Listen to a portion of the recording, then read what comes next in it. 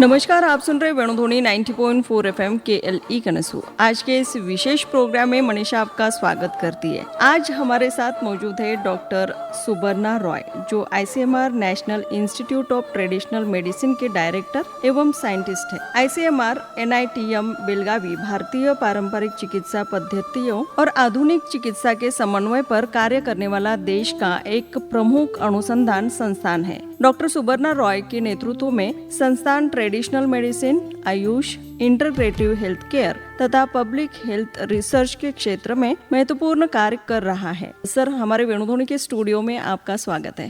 धन्यवाद, नमस्कार। सबसे पहले तो अपने बारे में और अपनी वर्तमान जिम्मेदारियों के बारे में थोड़ा सा बताइए। मैं डॉक्टर सुबर्णा रॉय हूँ।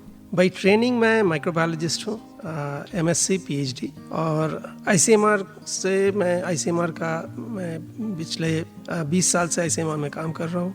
ICMR NITM जो है, जैसे आपने बताया, ये हमारे पारंपरिक चिकित्सा विज्ञान संस्था है, जो ICMR का एक प्रीमियर इंस्टीट्यूट है, जो इंटीग्रेटिव हेल्थ में काम करते हैं। बेसिकली हम लोग सब मॉडर्न साइंसेस बैकग्राउंड के साइंटिस्ट हैं, और हम लोग जो ट्रेडिशनल नॉलेज है उसके ऊपर शोध करते हैं। जैसे कुछ आता है जो आयुष के अंदर आता है, आयुर्वेदा, सिद्धा, यूनानी, स्वारिकपा, नेचुरोपैथी, योगा, और कुछ होते हैं जो इसके बाहर का भी प्रैक्टिस होता है, जो दादी माँ के नुस्खे टाइप का जो हम लोग घर पे यूज़ करते हैं, होम रेमेडीज, या फिर जो ट्राइबल हीलिंग प्रैक्टिसेस है जो गाँव में लोग यूज़ करते हैं, ट्राइबल हीलर्स होते हैं, पर्टिकुलरली ट्राइबल एरियाज में, ट्राइबल बेल्ट्स में होते हैं। इनमें से भी बहुत सारे ऐसे जो शोध है, जो इसमें से ऐसे बहुत सारा सोल्यूशंस है जो एक्चुअली इफेक्टिव है, और उसके लिए जो शोध है वो हम लोग करते हैं। और जो स्टडीज़ हम लोग शुरू करते हैं वो फील्ड से शुरू होता है, जो कोई इसका प्रैक्टिस होता है या फिर जो आयुष से आता है उसका लेते हैं, करके उसका सेफ्टी स्टडीज़ करते हैं, उसका टॉक्सिसिटी का स्टडीज़ करते हैं, उसके बाद उसका मॉलिक्यूलर मैकेनिज्म हम लोग डिटरमाइन करने का कोशिश करते हैं, जो उसका केमिस्ट्री है, जो अगर पौधों से काम होता है तो ये पौधों में क्या क्या कंपोजिशन है उसका करते हैं, सीजनल वेरिएशंस का करते हैं। उसके बाद हम लोग जाते हैं हमारा एनिमल स्टडीज़ के ऊपर। तो एनिमल्स के ऊपर हम लोग एक्सपेरिमेंट्स करते हैं, शोध करते हैं, और जो अच्छे जो लीड्स मिलता है उसको हम लोग आगे लेके क्लिनिकल ट्रायल्स करते हैं ह्यूमंस के ऊपर। वो होता है हॉस्पिटल्स में, और कुछ होता है कम्युनिटी सेटिंग्स में, डिपेंडिंग ऑन कौन सा डिजीज़ के लिए कौन सा दवाई है। और इसमें हमारे मॉडर्न मेडिसिन के लोग हैं, साइंटिस्ट है, इसमें बेसिक साइंटिस्ट है जो MSc PhDs है, इसमें हमारे बायो इन्फॉर्मेटिशियंस है, इसमें केमिस्ट है, सोशल साइंटिस्ट है, कम्युनिटी मेडिसिन के लोग हैं। तो ऐसे बहुत सारा डिसिप्लिन हम लोग एकत्रित होकर ये वैलिडेशन साइकिल हम लोग खत्म करते हैं। अच्छा। और जिसमें अच्छा जो रिजल्ट्स आएगा क्लिनिकल ट्रायल्स में, इंटेंशन ये है कि वो एक्चुअल प्रैक्टिस में बदलाव आए।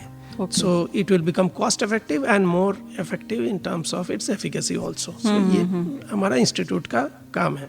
अच्छा, उसी के साथ सर ICMR का उद्देश्य क्या है मुख्य? ICMR भारत का जो प्रीमियर हेल्थ रिसर्च इंस्टीट्यूशंस है, वो प्रमुख हेल्थ रिसर्च इंस्टीट्यूट है। इसका शुरुआत हुआ था 1911 में। It is one of the oldest medical research bodies in the world. ICMR का जब शुरुआत हुआ था, इसका नाम था IRFA, Indian research fund association. तो इससे जो फर्स्ट शुरू हुआ काम, वहाँ का वो टाइम का जो भी हेल्थ जो डिजीज़ था, जो प्रॉब्लम्स था, उसको आइडेंटिफाई करना और उसके ऊपर उसका सलूशन निकालना, इसी से शुरू हुआ था। फिर रिसर्च फंडिंग भी एक मेजर एक्टिविटी था, जो नॉन ICMR इंस्टीट्यूट्स को फंड्स दिया जाता है, तो ये फंडिंग बॉडी के रूप से भी काम करता था, और वो अभी भी करते रहे हैं। सो अभी जो मेन ICMR का काम है, ये गवर्नमेंट ऑफ इंडिया जो डिपार्टमेंट ऑफ हेल्थ रिसर्च है उसके अंतर्गत आता है। ICMR का 28 इंस्टीट्यूशंस है अक्रॉस द कंट्री।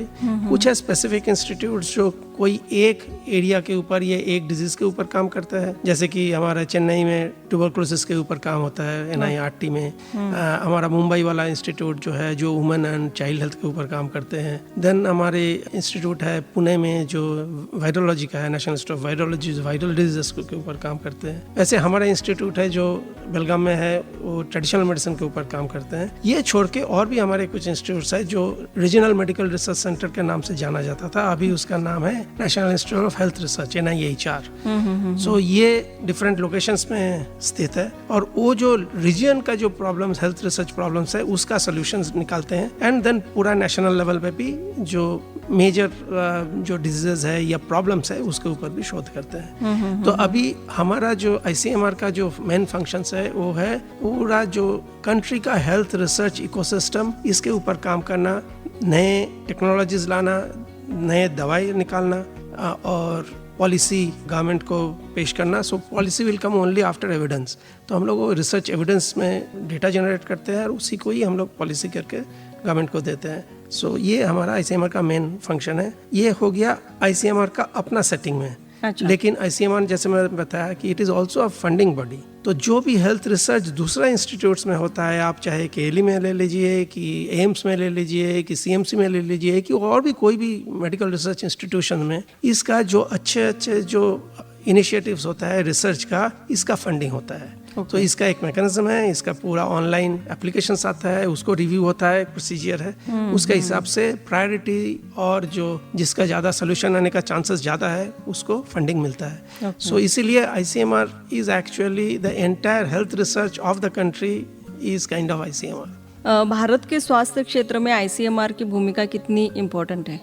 जैसे कि मैंने बताया कि हमेशा ट्रीटमेंट पॉलिसी सब कुछ डिपेंड करता है डेटा के ऊपर, एविडेंस के ऊपर, और ICMR वही एविडेंस जनरेट करता है, चाहे उसका अपना इंस्टीट्यूशन से हो या फिर जो उसका कोलैबोरेटिंग इंस्टीट्यूट्स है या फिर जो इंस्टीट्यूशंस को फंड किया गया है, जो मेडिकल बॉडीज है, मेडिकल रिसर्च इंस्टीट्यूशंस है, उन लोगों के ऊपर। तो ये सब इकट्ठा करके एविडेंस तैयार होता है और एविडेंस डिटरमाइंस पॉलिसी। नए ड्रग्स, नए ट्रीटमेंट रेजिम्स, न्यू टेक्नोलॉजीज, अभी ये सब ICMR हेल्थ रिसर्च में इसका कंट्रीब्यूशन करता है कंट्री के लिए। वर्तमान समय में सर ICMR किन प्रमुख स्वास्थ्य क्षेत्रों पर काम कर रहा है?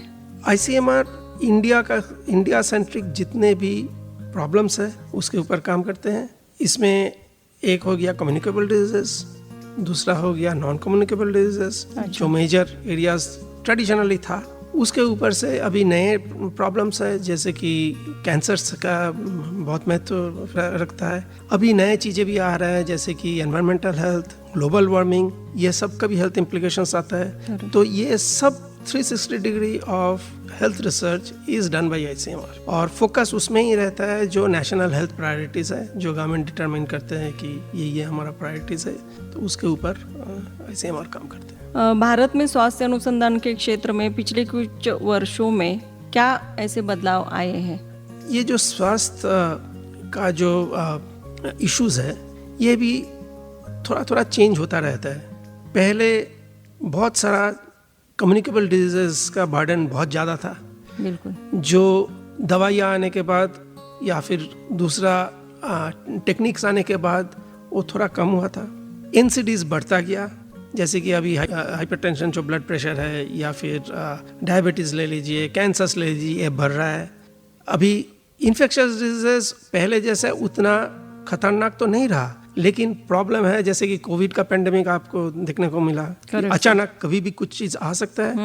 दूसरा जो इम्पोर्टेंट है एंटीमाइक्रोबियल रेजिस्टेंस। अभी हम लोग जब एंटीबायोटिक लाए, antibiotic was the main reason why we had less burden of infectious diseases in the past, लेकिन अभी most of the जो बैक्टीरियल पैथोजेंस होता है वो रेजिस्टेंस डेवलप कर लेता है। नॉर्मल जो एंटीबायोटिक अवेलेबल है उसमें काम नहीं होता है, और हमारे पास ज़्यादा एंटीबायोटिक्स है नहीं। तो बड़े हॉस्पिटल्स में, टर्शियरी केयर सेंटर्स में कभी कभी ऐसा होता है कि कुछ कुछ ऑर्गेनिजम्स आते हैं जो रेजिस्टेंट है सब ऑर्गेनिज्म में, उसको ट्रीटमेंट कैसे करेंगे। तो ये नए चीज़ें हैं जिसके ऊपर इन्फेक्शियस डिजीज में काम होता है, और जो नॉन इन्फेक्शियस जो है, जो नॉन कम्युनिकेबल डिजीज बोलते हैं, उसमें ये हाइपरटेंशन है, माल न्यूट्रिशन है, डायबिटीज़ है, कैंसर्स है, जिसके ऊपर हमारा रिसर्च बढ़ाया गया है। और नया जो है वो है, जैसे बताया, अभी वन हेल्थ कॉन्सेप्ट आ रहा है, जिसमें हम लोग वेटरनरी, एग्रीकल्चर, ह्यूमन हेल्थ सब एक साथ देख रहे हैं हम लोग। एंटी माइक्रोबियल रेजिस्टेंस भी इसके साथ लिंक्ड है, क्योंकि हम लोग अगर ज़्यादा पेस्टिसाइड्स यूज़ करते हैं, ज़्यादा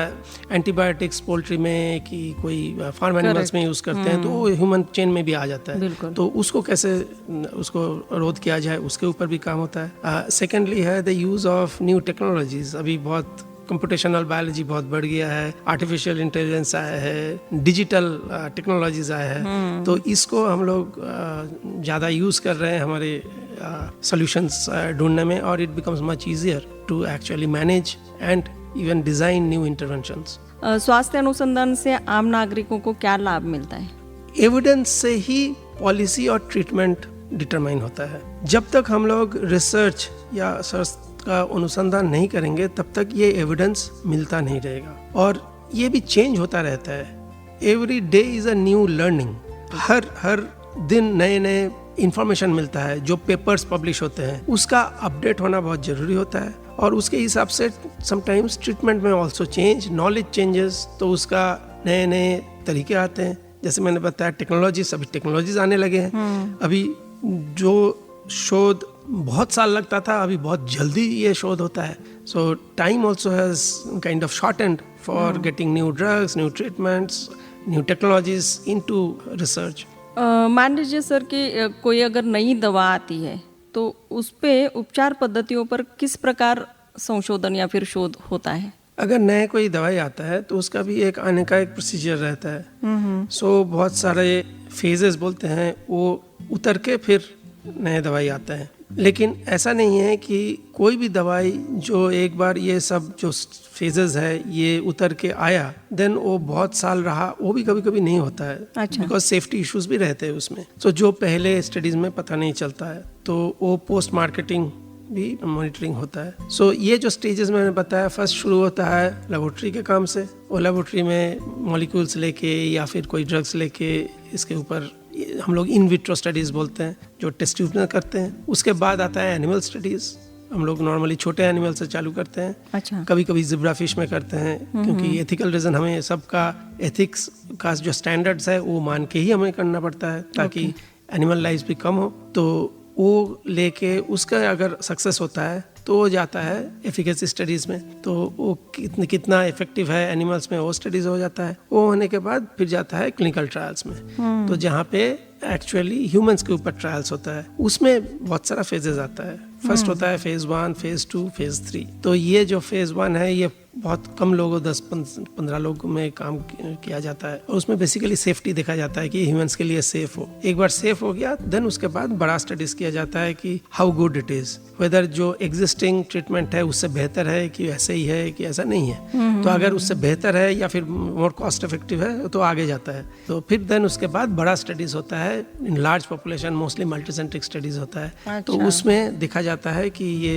कैसे काम कर रहा है। देन एक बार वो हो गया देन मार्केटिंग लाइसेंस होता है, देन मार्केट में आ जाता है। और उसके बाद एक फोर्थ फेज होता है जो बोलते हैं पोस्ट मार्केटिंग स्टडी। तो ये पोस्ट मार्केटिंग मार्केट में आने के बाद वो रियल लाइफ कंडीशन में देखा जाता है कि लोगों का ऊपर कैसे असर कर रहा है। अच्छा। तो उसमें भी थोड़ा सा सेफ्टी का भी पार्ट रहता है कि हो सकता है कि बहुत सारा लोगों में से एक लोगों का कुछ एडवर्स इवेंट हो, तो लेकिन वो भी जानना जरूरी है ताकि हम लोग केयरफुल रहे कि अगर एक लेके थोड़ा सा डिफिकल्टी हुआ, कभी कभी रैशेस निकलता है कि जो भी है, तो उसमें केयरफुल होना जरूरी है। तो ये होता है। ऐसे बहुत सारा हिस्ट्री में वर्ल्ड वाइड ऐसे ड्रग्स है जो पोस्ट मार्केटिंग के बाद भी विथड्रॉ किया गया बिकॉज ऑफ सेफ्टी इश्यूज।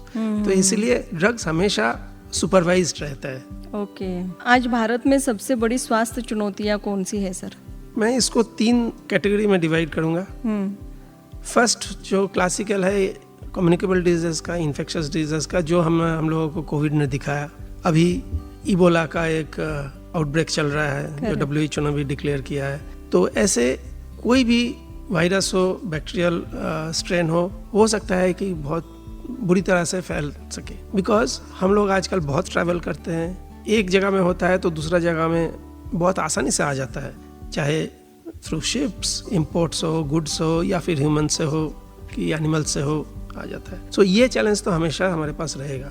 इसका सबसे बड़ा प्रॉब्लम यह है इसका अगेंस्ट में ड्रग्स एंड वैक्सीन। तो क्योंकि हमें आइदर उसको प्रिवेंट करने के लिए वैक्सीन चाहिए, नहीं तो उसको ट्रीट करने के लिए ड्रग्स चाहिए। Correct. तो ये एक इम्पॉर्टेंट एरिया है इन्फेक्शियस डिजीज का। दूसरा है राइजिंग नॉन कम्युनिकेबल डिजीजेस। हमारा लाइफस्टाइल के वजह से कि हमारा फूड के वजह से अभी हमारा जो नॉन कम्युनिकेबल डिजीजेस है, चाहे हाइपरटेंशन हो या डायबिटीज़ हो, न्यूट्रिशनल डिसऑर्डर्स हो, मेंटल हेल्थ हो, ये सब हम लोगों का बहुत ज़्यादा बढ़ रहा है। और इसका समाधान ढूंढना उतना आसान नहीं है क्योंकि ये मल्टी फैक्टोरियल है। जो इन्फेक्शियस डिजीज में है हमें पता है कि एक ऑर्गेनिज्म से होता है, अगर उसको रोक सके तो उसको कंट्रोल में आ जाएगा। बिल्कुल। लेकिन ये जो नॉन कम्युनिकेबल डिजीज है ज़्यादातर केसेस में ये मल्टी फैक्टोरियल होता है। तो इसको कंट्रोल करना, प्रिवेंट करना मेजर थ्रस्ट एरिया होता है। तो ये एक इशू है। और थर्ड जो इम्पोर्टेंट है वो आ रहा है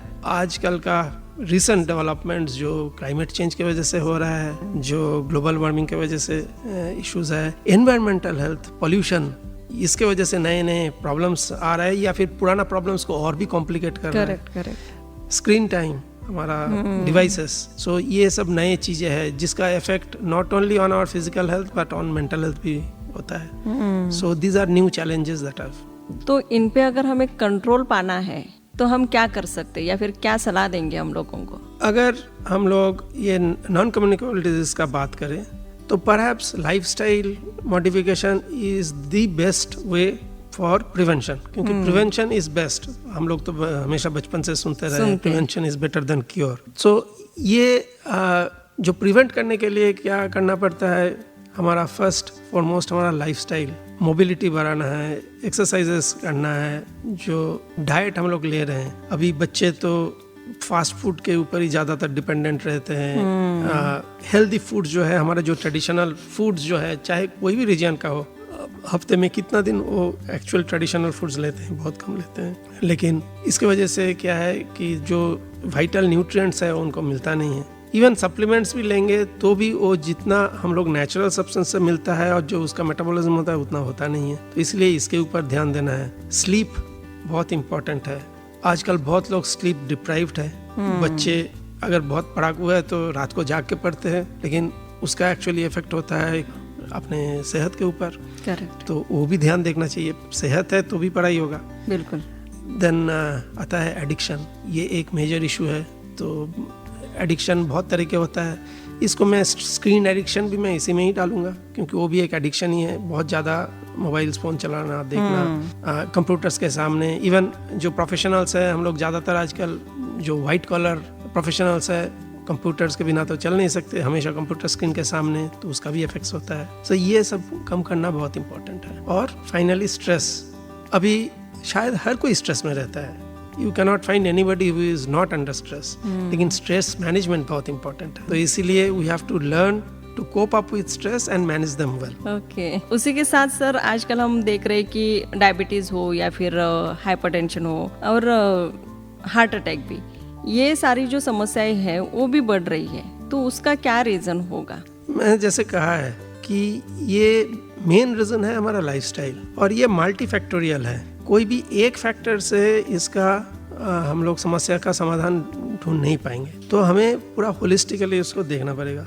लाइफस्टाइल हम लोग जितना मॉडिफाई कर सकते हैं उसको करना है। जो कंप्यूटर में, जो डेटा सेंटर में काम करते हैं, उसको तो नहीं बोल सकते हैं कि आप कंप्यूटर के सामने मत रहो, उनको तो रहना है। लेकिन उसके साथ साथ उनका अपना सेहत का भी ख्याल रखना है। कुछ देर अगर वर्किंग पॉपुलेशन में है, फिट है, तो कुछ देर एक्सरसाइज करें।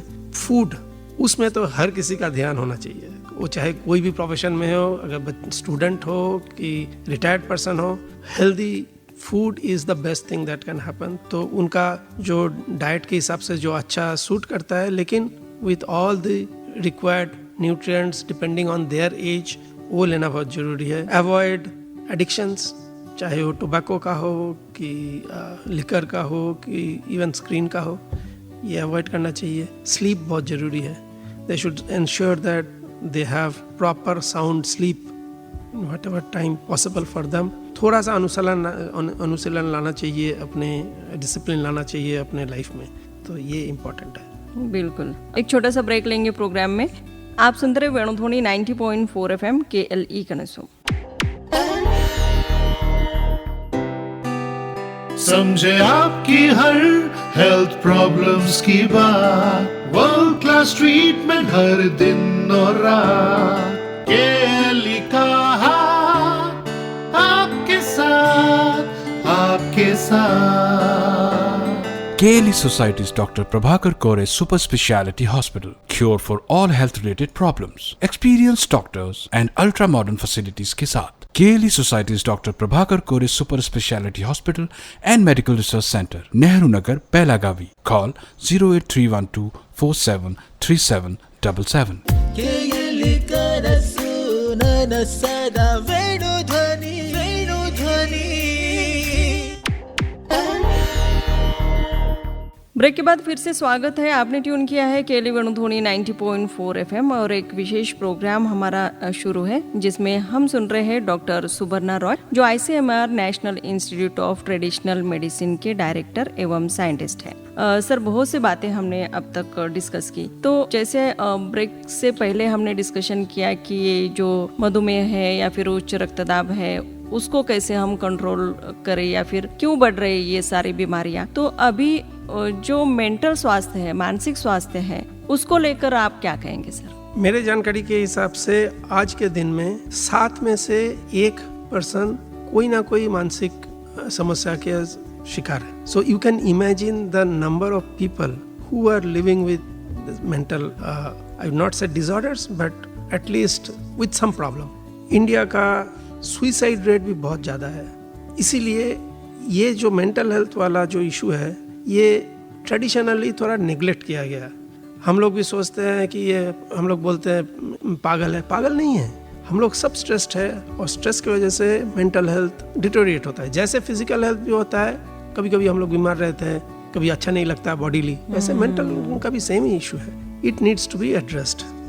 मोस्ट इम्पॉर्टेंटली ये स्ट्रेस का इशू है। Stress related mental health problems होता है, इसका मैनेजमेंट बहुत इम्पॉर्टेंट है। तो इसीलिए हमेशा कोई भी काम के साथ स्ट्रेस बस्टर एक्टिविटी की ज़रूरत है। अगर कोई म्यूज़िक में, अगर किसी को इंटरेस्ट है तो म्यूज़िक करे, किसी को पेंटिंग करना आता है पेंट करे, कुछ नहीं है तो फ्रेंड्स के साथ बातें करे। तो ऐसे टाइप का आप अपना जो अच्छे चीज़ जो लगे उसमें थोड़ा मेंटली डाइवर्शन बहुत ज़रूरी है। जब ज़रूरत पड़े they should immediately consult doctor as well, क्योंकि they will be able to help them either through counselling और if required through drugs. Mostly counselling से ही बहुत चीज़ें सुलझा जा सकता है। सो ये बहुत ज़रूरी है। अभी जो हम लोग विकसित काल जो बोल रही है, अमृत काल में जो विकसित भारत का गोल्स है उसके हिसाब से हम लोग मेंटल हेल्थ में भी बहुत सारा स्ट्रेस दिया गया है। बिकॉज ये अमृत काल के बाद हमारे लोगों का जो एवरेज एज है, हम लोग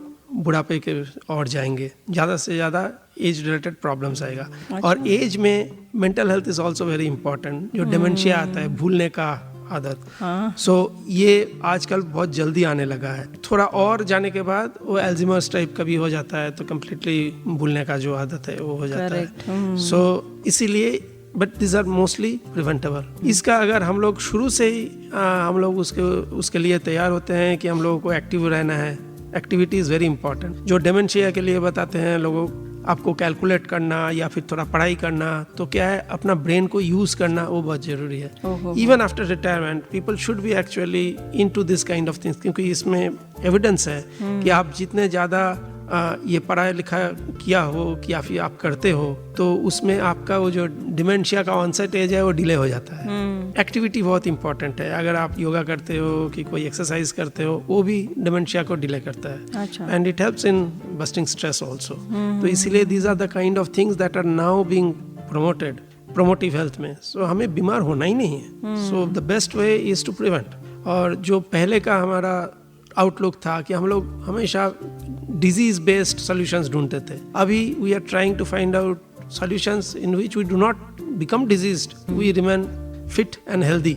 सो यही मंत्र है अभी। बिल्कुल सर, युवाओं में ये जो बढ़ता तान तनाव है या फिर स्वास्थ्य समस्याएं ज़्यादा पाई जाती है, उसके बारे में क्या सलाह रहेगी? ये जो मैंने बताया कि अमृत काल का हमारा जो टाइमलाइन है इसका one of the reason is that हमारा जो एज है, एवरेज एज है, वो बहुत यंग है, बहुत प्रोडक्टिव है, और इसी प्रोडक्टिव एज को सब मिल के अगर कंट्रीब्यूट करते हैं तो ही भारत का विकसित प्लान के हिसाब से जाएगा। तो इसीलिए ये जो युवाएं हैं, ये हमारे सबसे महत्वपूर्ण ग्रुप है हमारे पॉपुलेशन में, because they are the most productive group, और that is the reason why their health becomes so very important. They have to be fit and they have to be able to actually work and take India to the next level. तो इसीलिए they must follow these few principles of taking care of their health through proper diet, through proper sleep, through busting stress, तनाव कम करने के लिए, by having good habits, bringing in discipline in their life, avoiding substances for abuse and leading a good healthy lifestyle. Sir, आजकल हम देखते हैं कि social media पे कई सारे रील्स रहे या फिर कई सारे मैसेजेस रहे, वो देख के कई सारे अफवाहें रहती है, वो देख के लोग उसको फॉलो कर देते हैं और उससे उनके हेल्थ पे मतलब साइड इफेक्ट भी देखे जाते हैं। तो इनसे हम कैसे बचें? जो रील्स में आता है उसमें से ज़्यादातर जो इन्फॉर्मेशन देते हैं वो गलत होता है और उसका कोई बेस नहीं होता है। अच्छा। So people should not follow blindly whatever are told in social media and in reels. They should only follow those which come from authentic source. जो गवर्नमेंट का सोर्स रहता है कि एक्चुअल रिसर्च बॉडी जैसे ICMR का source है, इसी को ही माने। बाकी जो है they should take always with a pinch of salt. तो किससे सुन रहे हैं वो बहुत इंपॉर्टेंट है। करेक्ट। क्योंकि सोशल मीडिया में भी बहुत सारे ऐसे लोग हैं जो अपने पब्लिसिटी के लिए बिल्कुल कुछ भी बोल देते हैं। हाँ, हो सकता है उन लोगों का रील्स ज्यादा शेयर हो, उनको वो स्टार बन जाए, लेकिन ऐसा नहीं है कि जो बोल रहे हैं वो सही है। करेक्ट। तो वो थोड़ा सा हमें स्टडी करके उस पे भरोसा करना चाहिए। एग्जैक्टली इसीलिए बेस्ट वे इज दैट जो ऑथेंटिकेटेड वेबसाइट्स है, कि जो ऑथेंटिकेट सोर्स है, जो गवर्नमेंट का सोर्स है, प्रेस इंफॉर्मेशन ब्यूरो का सोर्स है, ऐसे सोर्सों को बिलीव करें। और जो रेपुटेड इंस्टीट्यूशंस है, अगर KLE का ऑफिशियल हैंडल से कुछ निकलता है, so people should believe that. जो दूसरे इंस्टीट्यूट्स का, जो रेपुटेड इंस्टीट्यूट्स का, उसका ऑफिशियल हैंडल से कोई आता कुछ निकलता है तो उसको दे कैन बिलीव, लेकिन not just anybody saying something और उसको बिलीव करके और उसका फॉलो करना वो सही नहीं है। बच्चे और महिलाओं के स्वास्थ्य के लिए किन बातों पर विशेष ध्यान देना जरूरी है? महिलाओं में पर्टिकुलरली जो गर्भवती हैं, इन लोगों का हेल्थ बहुत इंपॉर्टेंट है, बहुत मायने रखते हैं, क्योंकि ये सिर्फ उनका ही नहीं, उनका जो फीटस है, जो बच्चे पैदा होगा, उनके लिए भी बहुत इंपॉर्टेंट है। रेगुलर एंटीनेटल चेकअप होना बहुत ज़रूरी है इन लोगों के लिए। वैक्सीनेशन जो है वो लेना ज़रूरी है। जो IFA टैबलेट्स वगैरह जो आयरन के लिए जो दिया जाता है, फोलिक एसिड दिया जाता है, इसको कंप्लायंस बहुत इंपॉर्टेंट है, नहीं तो क्या है बाद में उनको भी प्रॉब्लम हो सकता है और बच्चे को भी प्रॉब्लम हो सकता है। जहाँ तक बच्चे का सवाल है, इन लोगों के लिए भी बहुत इंपॉर्टेंट है कि वो वैक्सीनेशन स्टिक से लें, जो भी वैक्सीन का रेजिमेंट है। हाइजीन उनको लिए बहुत इंपॉर्टेंट रहता है कि उनका इन्फेक्शन कुछ ना लगे, वो इंपॉर्टेंट है। Exclusive breast feeding up to 6 months of age, वो बहुत ही इंपॉर्टेंट है, उसको फॉलो करना है। एंड न्यूट्रिशन के लिए भी बोथ मदर एंड चाइल्ड का न्यूट्रिशन हमेशा एकदम अच्छा रहना चाहिए, पोषण ठीक से होना जरूरी है। इवन अदरवाइज जो एडोलेसेंट गर्ल्स है, तो इनका भी अपना सेहत के ऊपर स्पेशल ध्यान देना चाहिए, particularly with their nutrition and lifestyle. इसी के साथ सर, क्या नियमित स्वास्थ्य जांच आवश्यक है? डेफिनेटली सबको जो 30 इयर्स के ऊपर है उनको तो नियमित स्वास्थ्य जांच करना जरूरी है। हम लोग कभी कभी देखते हैं कि हम लोगों को देखते हैं कि दे आर फिट, लेकिन कभी उनका BP लेने जाएंगे तो देखेंगे कि ब्लड प्रेशर है। सो क्या है, sometimes people do not know that they have high BP because they have not checked. तो ये बहुत जरूरी है। Similar thing with blood sugar also, कि प्री डायबिटिक स्टेज में बहुत सारा लोग पाए जाते हैं जिनको पहले पता ही नहीं था कि वो प्री डायबिटिक है। इवन डायबिटिक जो है उनको भी कभी कभी पता नहीं होता कि वो डायबिटिक है बोल के। बिल्कुल। तो इसलिए ये जितना जल्दी इसको हम लोग डिटेक्ट कर पाएंगे, लाइफस्टाइल मॉडिफिकेशन से वो ठीक हो सकता है। लेकिन बहुत ज़्यादा देर हो गया डिटेक्ट करने में तो देन मेडिकेशंस की ज़रूरत पड़ता है। लाइफस्टाइल चेंजेस करना बहुत रिगरस होता है, वो डिफिकल्ट होता है। तो इसलिए जितना जल्दी टेस्ट करेंगे, जितना जल्दी उसको डिटेक्ट करेंगे, you can actually manage that और even revert back few lifestyle interventions. Okay sir, स्वास्थ्य क्षेत्र में नई तकनीक और आर्टिफिशियल इंटेलिजेंस की क्या भूमिका है?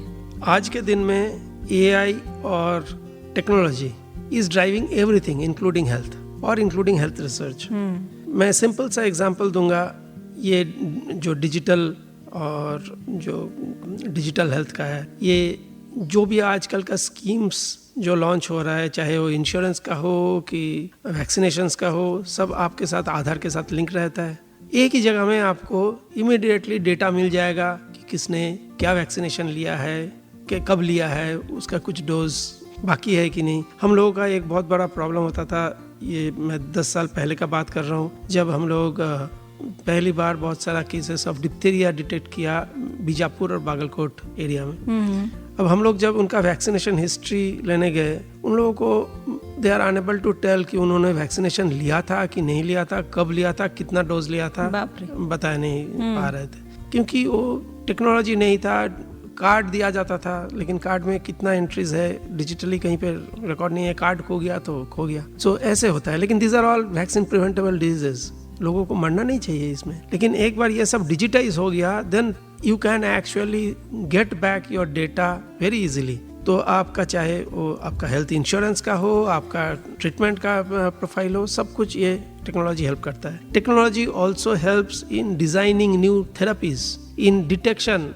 आपका इतना सारा अभी गैजेट्स आ रहा है। अभी मैं एक एग्जांपल दे रहा हूँ, एक गैजेट डेवलपमेंट स्टेज में है, IIT दिल्ली के साथ ICMR काम कर रहा है। वो एक वेयरेबल हेलमेट है जो 2 व्हीलर में आप चल के अगर जाओगे, अगर आप गिर गया, फिर कोई सिर पे चोट लगा, तो दैट हेलमेट में ही सेंसर्स है, it can actually tell you कि आपको हेमरेज होने का चांसेस है कि नहीं है। So it can be such a low cost and such portable thing. आपको हमेशा उसके लिए MRI करने के लिए लेके जाने का जरूरत नहीं है। एटलीस्ट स्क्रीनिंग के लिए तो ये यूज हो सकता है, ये अर्ली स्टेज में है, लेकिन ये these are kind of technologies that are coming. इसके साथ आप AI डाल दीजिए, तो एक बार इसका AI के लिए भी तो हमें डेटा चाहिए। तो ये डिजिटल डेटा, अगर जितना ज़्यादा हम लोग डिजिटल डेटा जनरेट करेंगे, उसके ऊपर हम लोग AI लगा सकते हैं, और उसका जो इंटरप्रिटेशन एबिलिटी है, जो उसका रोबस्टनेस है, वो बढ़ता रहेगा। सो ये बहुत इंपॉर्टेंट है। ये मैंने जस्ट एक एग्जांपल दिया, ये हर फील्ड में हो रहा है। So this is very important and which is most welcome. अच्छा, ये तो बहुत ही अच्छी बात है सर। इतना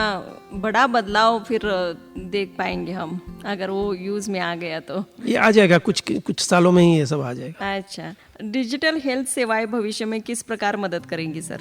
मैंने जैसे बताया कि डिजिटल हेल्थ होने से क्या है, everything becomes your computerised records, सब रिकॉर्ड्स में रहता है। करेक्ट। मैंने जैसे बताया कि डेटा ही ड्राइव करता है हमारा पॉलिसी, हमारा एविडेंस, ये सब एक साथ आप चुटकियों में आप डेटा निकाल पाएंगे और क्या ज़रूरत है उसके ऊपर काम कर सकते हैं। कोई एक पर्सन का भी, अगर मेरा पूरा हेल्थ डेटा एक जगह में रहा, कोई भी डॉक्टर मुझको मेरे लिए क्या इम्पोर्टेंट दवाई हो सकता है या फिर कुछ रेमेडी हो सकता है, वो सजेस्ट कर सकते हैं। बिल्कुल। हम लोग ट्रेडिशनल मेडिसिन में काम करते हैं, ये आजकल ऐप आ गया है, ये आयुर्वेद का आपका कॉन्स्टिट्यूशन जो वाता पित्त कफा है का, वो जज करने के लिए ऐप्स आ गया है। तो ये बिकम्स मच इजियर, और आप उसमें डालेंगे और उसके हिसाब से आपका जो डॉक्टर्स जो प्रेस्क्राइब करेंगे वो आसानी हो जाता है। सो ये जस्ट एक एग्जांपल मैंने बताया। ऐसे बहुत सारा चीज़ है जिसमें digital health is actually helping.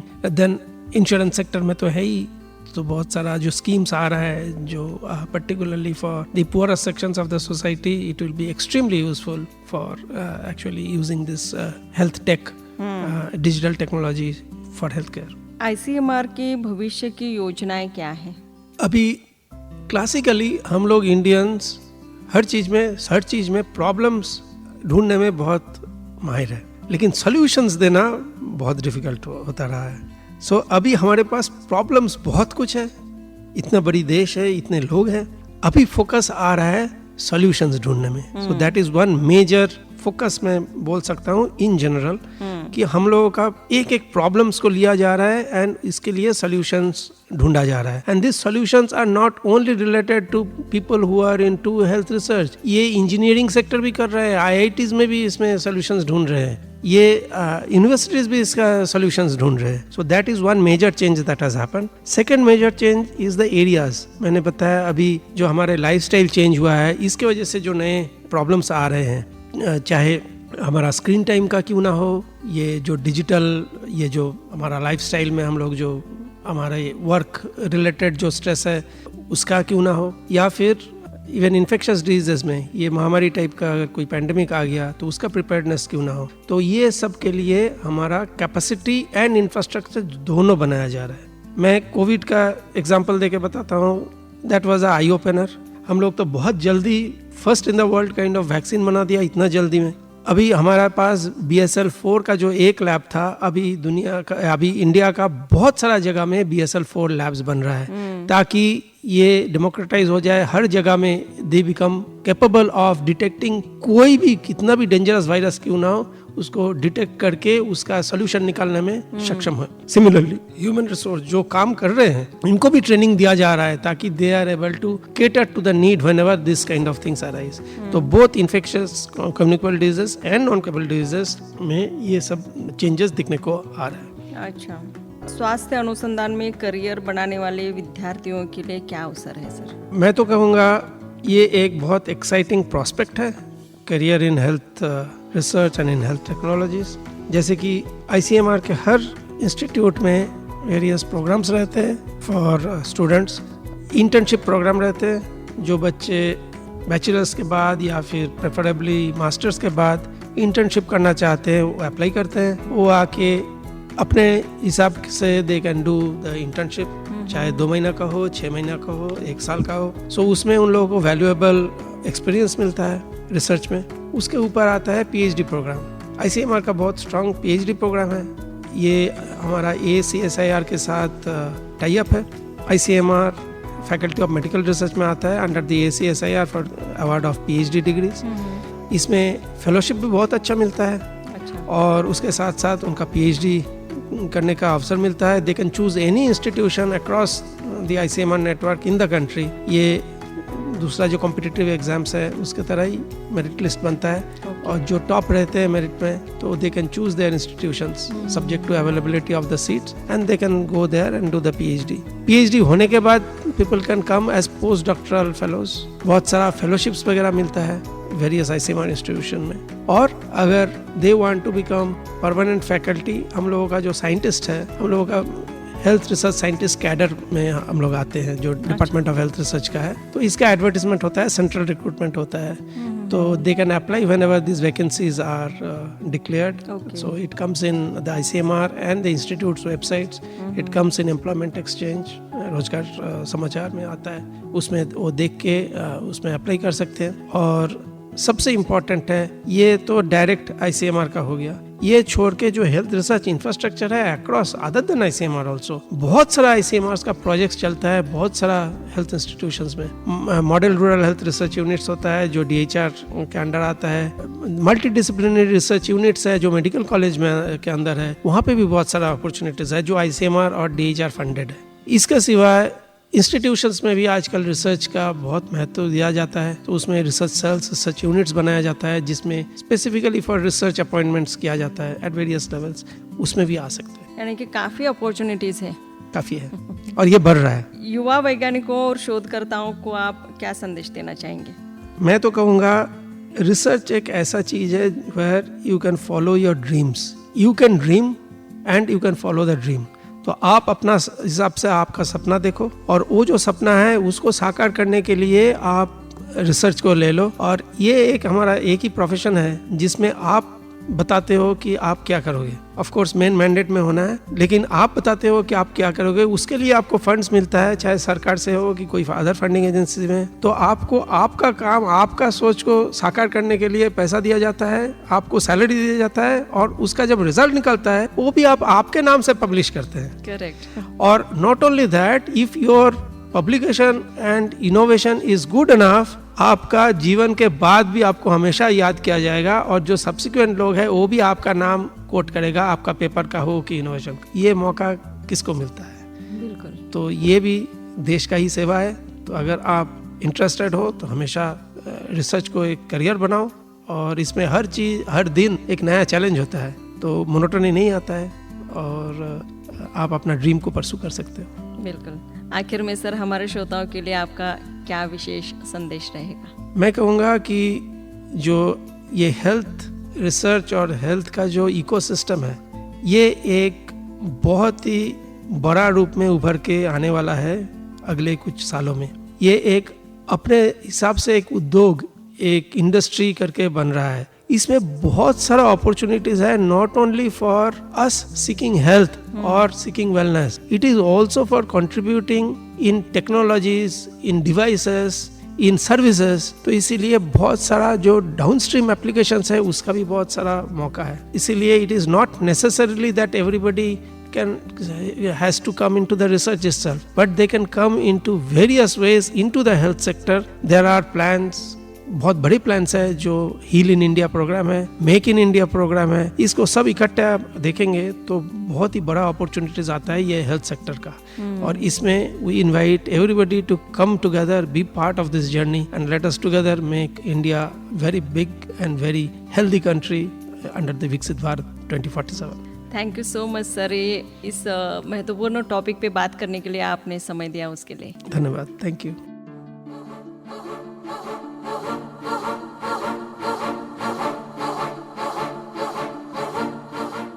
ये था आज का विशेष प्रोग्राम जो आप केली वेणुध्वनि 90.4 FM पे सुन रहे थे। डॉक्टर सुबर्णा रॉय हमारे साथ थे, जो ICMR national institute of traditional medicine के डायरेक्टर एवं साइंटिस्ट हैं।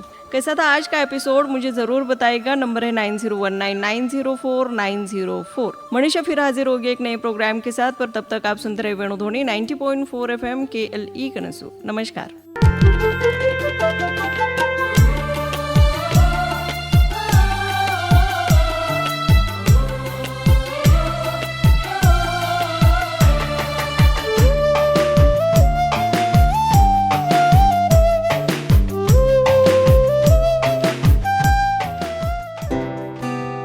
समझे आपकी हर हेल्थ प्रॉब्लम्स की बात, वर्ल्ड क्लास ट्रीटमेंट हर दिन और रात, केली का हाथ आपके साथ, आपके साथ। KLE Society's Dr. Prabhakar Kore Super Speciality Hospital. Cure for all health related problems. Experienced doctors and ultra modern facilities के साथ KLE Society's Dr. Prabhakar Kore Super Speciality Hospital and Medical Research Center, Nehru Nagar, Pelagavi. Call 08312 473777. केली Kanasu none सदा वेणुध्वनि, ध्वनि ध्वनि ಇದು ನಮ್ಮ ಧ್ವನಿ।